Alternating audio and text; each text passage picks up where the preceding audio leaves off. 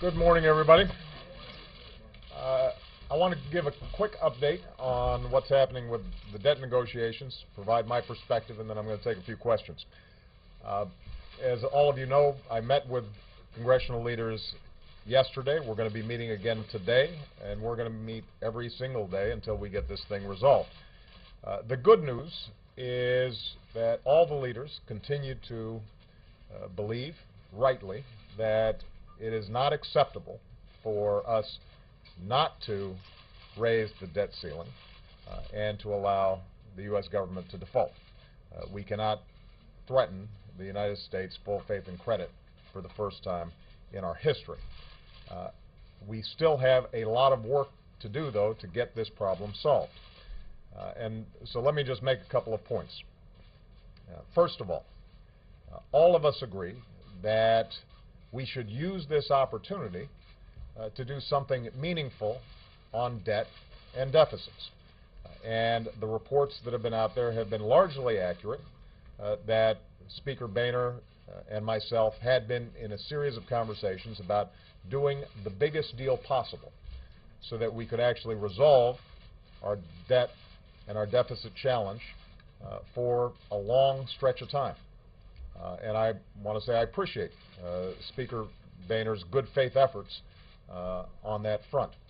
What I emphasized to the broader group of congressional leaders yesterday is now is the time to deal with these issues. If not now, when? I've been hearing from my Republican friends for quite some time that it is a moral imperative for us to tackle our debt and our deficits in a serious way. I've been hearing from them that this is one of the things that's creating uncertainty and holding back investment on the part of the business community. And so what I've said to them is, let's go. And it is possible for us to construct a package that would be balanced, would share sacrifice, would involve both parties taking on their sacred cows, would involve some meaningful changes to Medicare, Social Security, and Medicaid that would preserve the integrity of the programs and keep our sacred trust with our seniors, but make sure those programs were there for not just this generation, but for the next generation. That it is possible for us to bring in revenues in a way that does not impede our current recovery, but is fair and balanced. We have agreed to a series of spending cuts that will make the government leaner, meaner, more effective, more efficient, and give taxpayers a greater bang for their buck. That includes defense spending, that includes health spending, it includes some programs that I like very much and we'd be nice to have, but that we can't afford right now. And if you look at this overall package, we could achieve a situation in which our deficits were at a manageable level and our debt levels were stabilized, and the economy as a whole, I think, would benefit from that. Moreover, I think it would give the American people enormous confidence that this town can actually do something once in a while, that we can defy the expectations that we're always thinking in terms of short-term politics in the next election, and every once in a while we break out of that and we do what's right for the country. So I continue to push congressional leaders for the largest possible deal. And there's going to be resistance. There is, frankly, resistance on my side to do anything on entitlements. There is strong resistance on the Republican side to do anything on revenues. But if each side takes a maximalist position, if each side wants 100% of what its ideological predispositions are, then we can't get anything done. And I think the American people want to see something done. They feel a sense of urgency, both about the breakdown in our political process and also about the situation in our economy. So what I've said to the leaders is, bring back to me some ideas that you think can get the necessary number of votes in the House and in the Senate, I'm happy to consider all options, all alternatives that they're looking at. The things that I will not consider are a 30-day or a 60-day or a 90-day or a 180-day temporary stopgap resolution to this problem. This is the United States of America, and we don't manage our affairs in 3-month increments. We don't risk U.S. default on our obligations because we can't put politics aside. So I've been very clear to them. We're going to resolve this, and we're going to resolve this for a reasonable period of time, and we're going to resolve it in a serious way. And my hope is that as a consequence of negotiations that take place today, tomorrow, the next day, and through next weekend if necessary, that we're going to come up with a plan that solves our short-term debt and deficit problems, avoids default, stabilizes the economy, and proves to the American people that we can actually get things done in this country and in this town. All right, with that, I'm going to take some questions, starting with Ben Phillip. Thank you very much, Mr. President. Two quick topics. Given that you're running out of time, can you explain what is your plan for where these talks go if Republicans continue to oppose any tax increases, as they've adamantly said that they will? And secondly, on your point about no short-term stopgap measure, if it came down to that and Congress went that route, I know you're opposed to it, but would you veto it?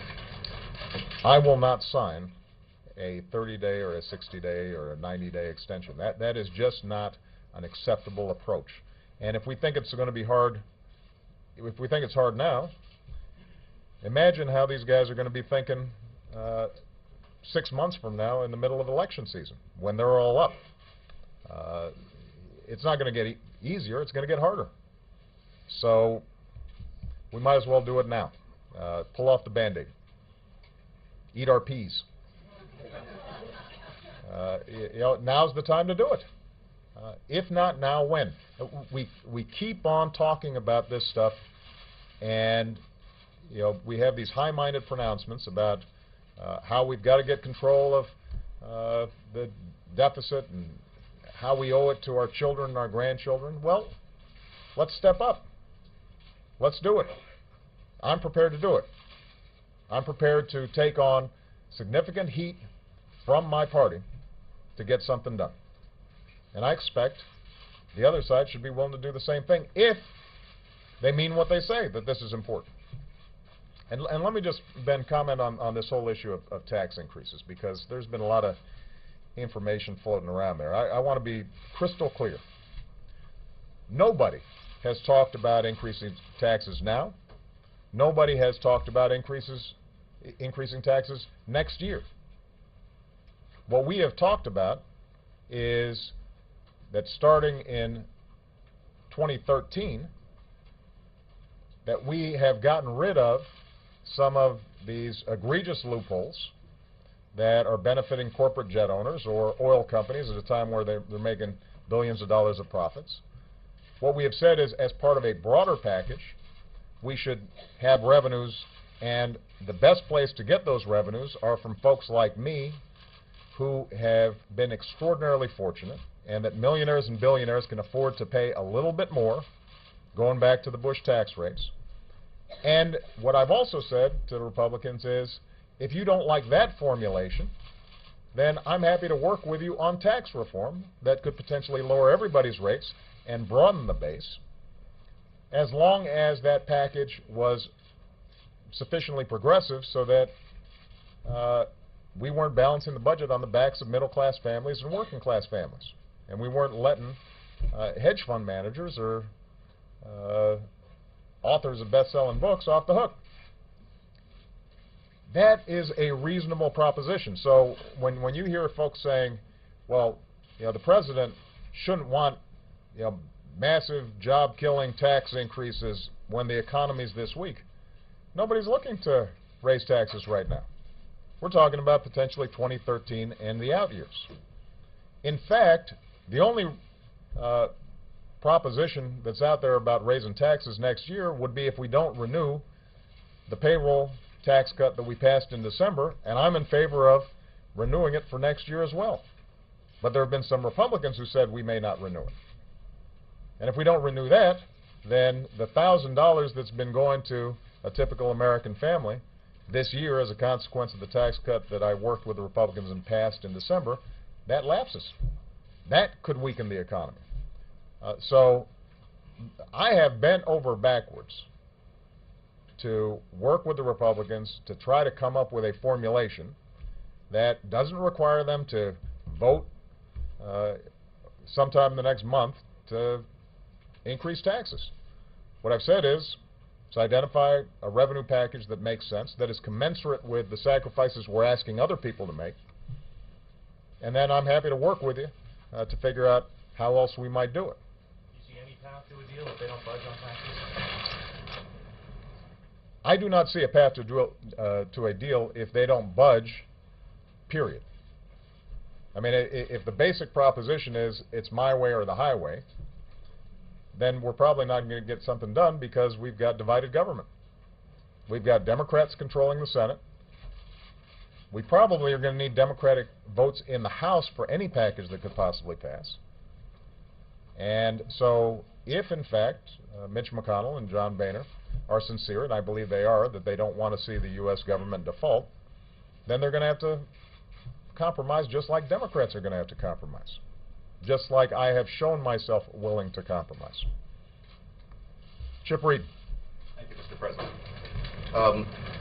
You said that everybody in the room is willing to do what they have to do, wants to get something done by August 2nd. But isn't the problem the people who aren't in the room, and in particular Republican presidential candidates, Republican Tea Partiers on the Hill, and the American public? The latest CBS News poll showed that only 24% of Americans said you should raise the debt limit to avoid an economic catastrophe. There are still 69% who oppose raising the debt limit. So isn't the problem that you and others have failed to convince the American people that we have a crisis here, and how are you going to change that? Let me distinguish between professional politicians and the public at large. The public is not paying close attention to the ins and outs of how a Treasury auction goes. They shouldn't. They're worrying about their family, they're worrying about their jobs, they're worrying about their neighborhood. They've got a lot of other things on their plate. We're paid to worry about it. I think, depending on how you phrase the question, if you said to the American people, is it a good idea for the United States not to pay its bills and potentially create another recession that could throw millions of more people out of work, I feel pretty confident I can get a majority on my side on that one. And that's the fact. If we don't raise the debt ceiling and we see a crisis of confidence in the markets and suddenly interest rates are going up significantly, and everybody is paying higher interest rates on their car loans, on their mortgages, on their credit cards, and that's sucking up a whole bunch of additional money out of the pockets of the American people, I promise you they won't like that. Now, I will say that some of the professional politicians know better, and for them to say that we shouldn't be raising the debt ceiling is irresponsible. They know better. And this is not something that I am making up. This is not something that Tim Geithner's making up. We're not out here trying to use this as a means of doing all these really tough political things. I'd rather be talking about stuff that everybody welcomes, like new programs, or the NFL season getting resolved, or unfortunately, this is what's on our plate.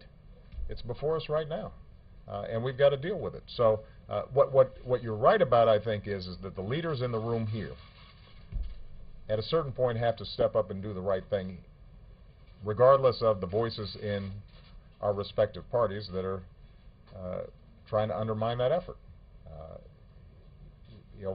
I have a stake in John Boehner successfully persuading his caucus that this is the right thing to do. Just like he has a stake in seeing me successfully persuading the Democratic Party that we should take on these problems that we've been talking about for too long but haven't been doing anything about. Do you think he'll come back to the $4 trillion deal? I think Speaker Boehner has been very sincere about trying to do something big. I think he'd like to do something big. His politics within his caucus are very difficult. You're right. And this is part of the problem with a political process where folks are rewarded for saying irresponsible things to win elections or obtain short-term political gain when we actually are in a position to try to do something hard. We haven't always laid the groundwork for it. And I think that it's going to take some work on his side, but look, it's also going to take some work on our side in order to get this thing done. I mean, the vast majority of Democrats on Capitol Hill would prefer not to have to do anything on entitlements. Would prefer, frankly, not to have to do anything on some of these debt and deficit problems. And I'm sympathetic to their concerns because they're looking after folks who are already hurting and already vulnerable, and there are a lot of families out there and seniors who are dependent on some of these programs. And what I've tried to explain to them is, number one, if you look at the numbers, then Medicare in particular will run out of money, and we will not be able to sustain that program no matter how much taxes go up. I mean, it's not an option for us to just sit by and do nothing. And if you're a progressive who cares about the integrity of Social Security and Medicare and Medicaid and believes that it is part of what makes our country great that we look after our seniors and we look after the most vulnerable, then we have an obligation to make sure that we make those changes that are required to make it sustainable over the long term. And if you're a progressive that cares about investments in Head Start and student loan programs and medical research and infrastructure, we're not going to be able to make progress on those areas if we haven't gotten our fiscal house in order. The argument I'm making to my party is the values we care about, making sure that everybody in this country has a shot at the American dream and everybody's out there with the opportunity to succeed if they work hard and live a responsible life, and that government has a role to play in providing some of that opportunity through things like student loans and making sure that our roads and highways and airports are functioning and making sure that we're investing in research and development for the high-tech jobs of the future. If you care about those things, then you've got to be interested in figuring out how do we pay for that in a responsible way. So, yeah, we're going to have a sales job. This is not pleasant.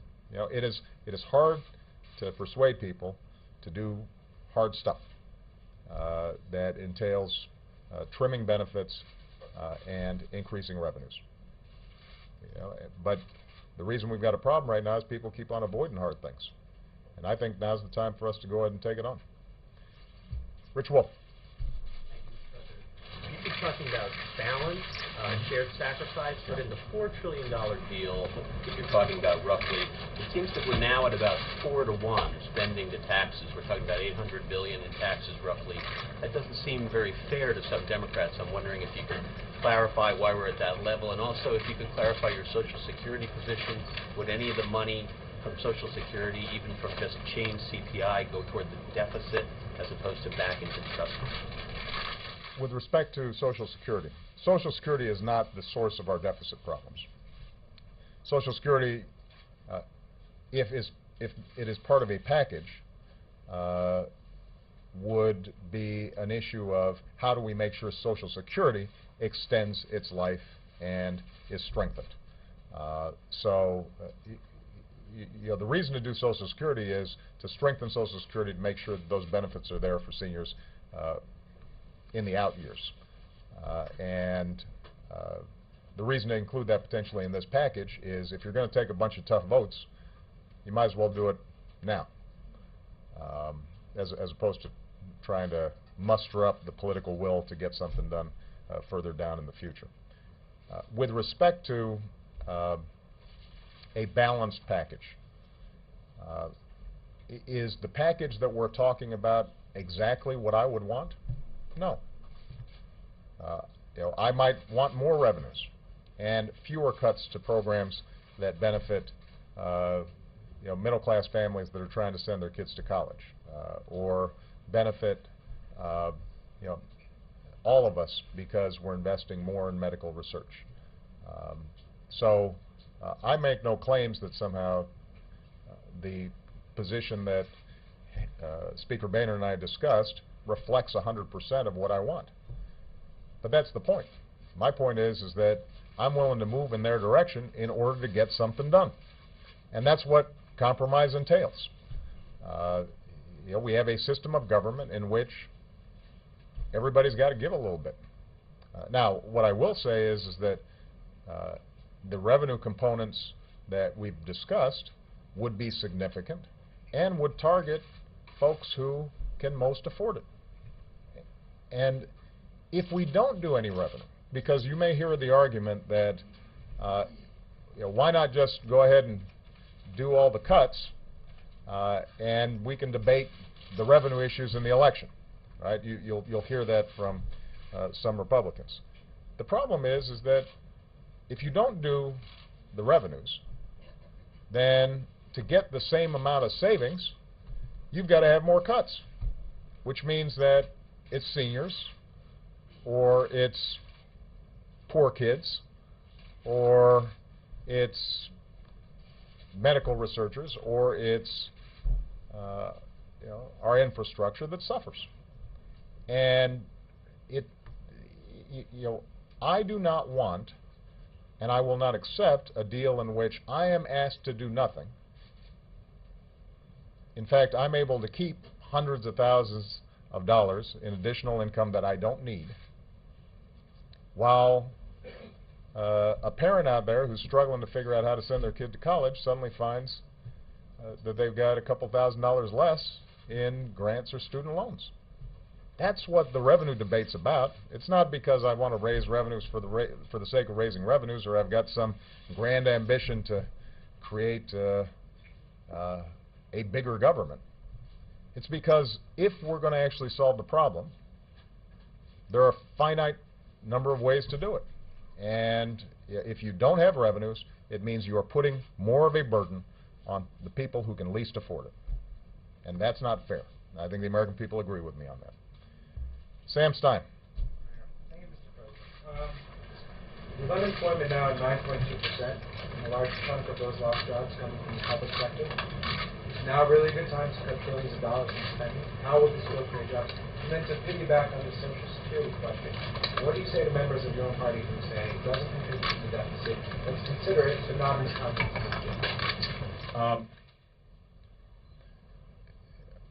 Our biggest priority as an administration is getting the economy back on track and putting people back to work. Now, without relitigating the past, I am absolutely convinced, and the vast majority of economists are convinced, that the steps we took in the Recovery Act saved millions of people their jobs, or created a whole bunch of jobs.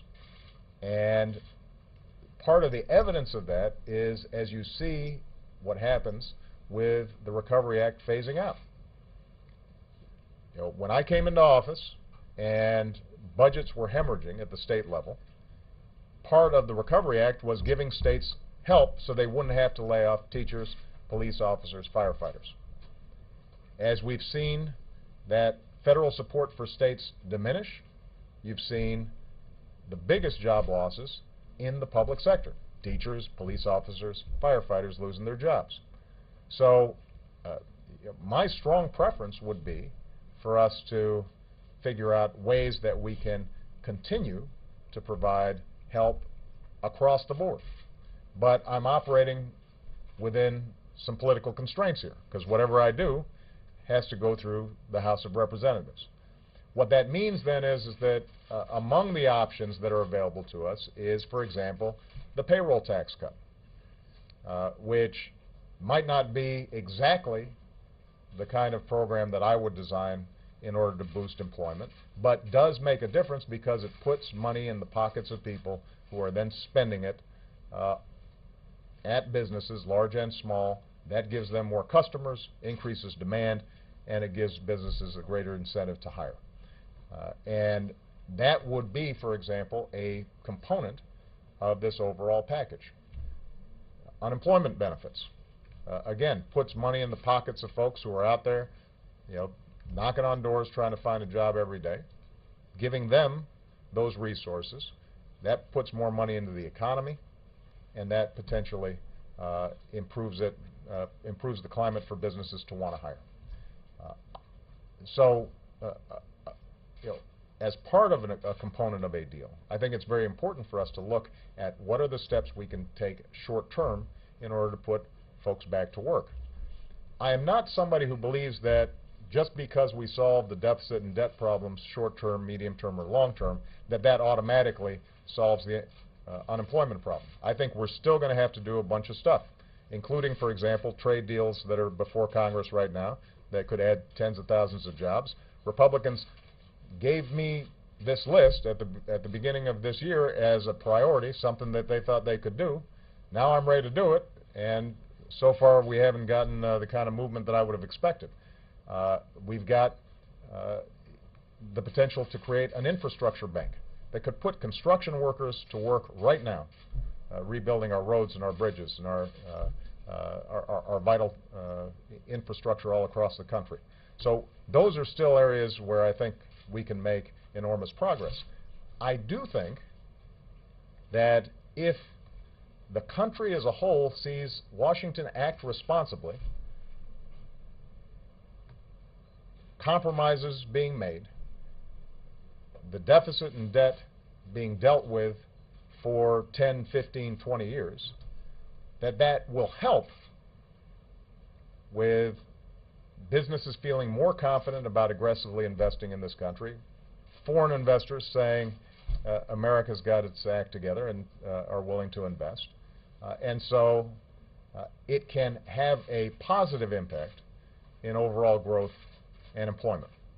It's not the only solution. We're still going to have a strong jobs agenda, but it is part of a solution. I might add, it is the primary solution that the Republicans have offered when it comes to jobs. They keep on going out there and saying, you know, Mr. President, what are you doing about jobs? And when you ask them, well, what would you do? We've got to get government spending under control, and we've got to get our deficits under control. So I say, okay, let's go. Where are they? I mean, this is what they claim would be the single biggest boost to business certainty and confidence. So what's the holdup? With respect to Social Security, as I indicated earlier, making changes to these programs is so difficult that this may be an opportunity for us to go ahead and do something smart that strengthens Social Security and gives not just this generation but future generations the opportunity to say this thing's going to be in there for the long haul. Now, that may not be possible, and you're absolutely right that, as I said, Social Security is not the primary driver of our long-term deficits and debt. On the other hand, we do want to make sure that Social Security is going to be there for the next generations, and if there is a reasonable deal to be had on it, it is one that I'm willing to pursue. With respect to Social Security, like raising the retirement age, means testing, are those too big a chunk to benefit? I'm probably not going to get into the details, Sam, right now of negotiations. I might enjoy negotiating with you, but I don't know how much juice you've got in the Republican caucus. That's what I figured. All right. Leslie Clark. Thank you, Mr. President. There you go. You've talked, you've said that economists have agreed that a deal needs to be made. Have you worked with U.S. business leaders at all to lobby Congress to raise the debt ceiling, and if so, who are you talking to? And if not, I have spoken extensively to business leaders. and I'll be honest with you, I think that business leaders in the abstract want to see a resolution to this problem. What I found is that they are somewhat hesitant to weigh in on some of these issues, even if they're willing to say something privately to me, partly because they've got a whole bunch of business pending before Congress, and they don't want to make anybody mad. You know, so this is a problem of our politics and our politicians, but it's not exclusively a problem of our politics and our politicians. I mean, the business community is a lot like everybody else, which is we want to cut everybody else's stuff, and we want to keep our stuff. We want to cut our taxes, but if you want to raise revenue with somebody else's taxes, that's okay. And that kind of mindset is why we never get the problem solved. There have been business leaders like Warren Buffett who I think have spoken out forcefully on this issue. I think some of the folks who participated in the Bowles-Simpson Commission made very clear that they would agree to a balanced approach, even if it meant for them individually that they were seeing slightly higher taxes on their income, given that they're, I think the average CEO, if I'm not mistaken, saw a 23% raise this past year, while the average worker saw a 0 to 1% raise last year. So I think that there are a lot of well-meaning business people out there who recognize the need to make something happen. But I think that they've been hesitant to be as straightforward as I'd like when it says this is what a balanced package means. It means that we've got some spending cuts. It means that we've got some increased revenue. And it means that we're taking on some of the drivers of our long-term debt and deficits. And can you say as the clock ticks down whether or not the administration is working? I'm sorry.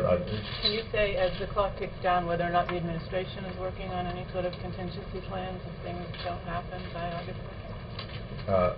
We are going to get this done by August 2nd. George Crumden.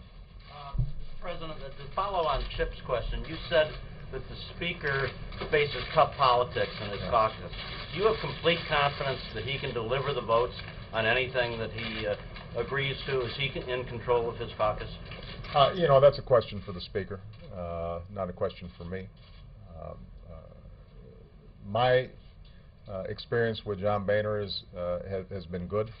I think he's a good man who wants to do right by the country. I think that it's as Chip alluded to, the politics that swept him into the speakership were good for a midterm election. They're tough for governing.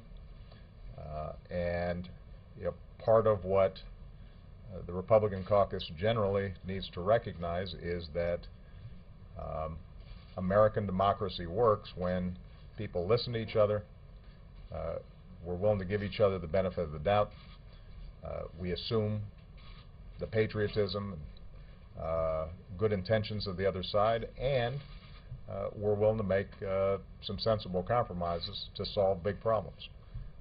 And I think that there are members of that caucus who haven't fully arrived at that realization yet. So your confidence in him wasn't shaken by him walking away from the big deal he said he wanted? You know, these things are a tough process, and look, in fairness, a big deal would require a lot of work on the part of Harry Reid and Nancy Pelosi and myself to bring Democrats along. But the point is if everybody gets in the boat at the same time, it doesn't tip over. I think that was Bob Dole's famous comment after striking a deal with the President and Mr. Gingrich back in the 90s. And that is always the case when it comes to difficult but important tasks like this. All right. Last question.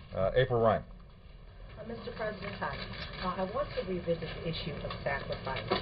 In 2009, you said that expect the worst to come. We have not seen the worst yet.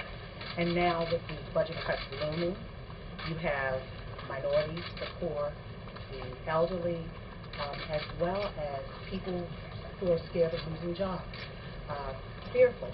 And also, What say you about Congressman Shaka Fattah's bill, the Debt-Free America Act? Do you support that one, or are you supporting the Republican bill that's similar to, it's modeled after Congressman Fattah's bill? Well, I'm not going to comment on a particular bill right now. Let me speak to the broader point that you're asking about, April. This recession has been hard on everybody, but obviously it's harder on folks who've got less. And the thing that I am obsessed with, and have been since I came into office, is all those families out there who are doing the right thing every single day, who are looking after their families, who are just struggling to keep up and just feel like they're falling behind no matter how hard they work. I got a letter this past week from a woman who her husband had lost his job, had pounded the pavement, finally found a job. They felt like things were stabilizing for a few months. 6 months later, he lost the second job. Now they're back looking again and trying to figure out how they were going to make ends meet. And they're just hundreds of thousands of folks out there who really have seen as tough a economy as we've seen in our lifetimes. Now, we took very aggressive steps when I first came into office to yank the economy out of a potential Great Depression and stabilize it. And we were largely successful in stabilizing it, but we stabilized it at a level where unemployment is still too high and the economy is not growing fast enough to make up for all the jobs that were lost before I took office and the few months after I took office. So this unemployment rate has been really stubborn. There are a couple of ways that we can solve that. Number one is to make sure that the overall economy is growing. And so we have continued to take a series of steps to make sure that there's money in people's pockets, that they can go out there and spend. That's what these payroll tax cuts were about. We've taken a number of steps to make sure that businesses are willing to invest. And that's what the small business tax cuts and some of the tax breaks for companies that are willing to invest in plants and equipment and zero capital gains for small businesses. That's what that was all about, was giving businesses more incentive to invest. We have worked to make sure that the training programs that are out there for folks who are having to shift from jobs that may not exist anymore so that they can get the training they need for the jobs that do exist, that those are improved and sharpened. We have put forward a series of proposals to make sure that regulations that may be unnecessary and are hampering some businesses from investing, that we are examining all of those for their costs and their benefits. And if they are not providing the kind of benefits in terms of the public health and clean air and clean water and worker safety that have been promised, then we should get rid of some of those regulations. So we've been looking at the whole menu of steps that can be taken. We are now in a situation where, because the economy has moved slower than we wanted, because of the deficits and debt that result from the recession and the crisis, that taking a approach that costs trillions of dollars is not an option. We don't have that kind of money right now. What we can do is to solve this underlying debt and deficit problem for a long period of time, so that then we can get back to having a conversation about, all right, since we now have solved this problem, that's not no longer what's hampering economic growth, that's not feeding business uncertainty. Everybody feels that the ground is stable under our feet. Are there some strategies that we could pursue that would really focus on some targeted job growth. Infrastructure being a primary example. I mean, the infrastructure bank that we've proposed is relatively small. But could we imagine a project where we're rebuilding roads and bridges and ports and schools and broadband lines and smart grids and taking all those construction workers and putting them to work right now? I can imagine a very aggressive program like that I think the American people would rally around and would be good for the economy, not just next year or the year after, but for the next 20 or 30 years. But we can't even have that conversation if people feel as if we don't have our fiscal house in order. Right? So the idea here is let's act now. Let's get this problem off the table, and then with some firm footing, with a solid fiscal situation, we will then be in a position to make the kind of investments that I think are going to be necessary to win the future. So this is not a right or left, conservative, liberal situation. This is how do we operate in a smart way, understanding that we've got some short-term challenges and some long-term challenges. If we can solve some of those long-term challenges, that frees up some of our energies to be able to deal with some of these short-term ones as well.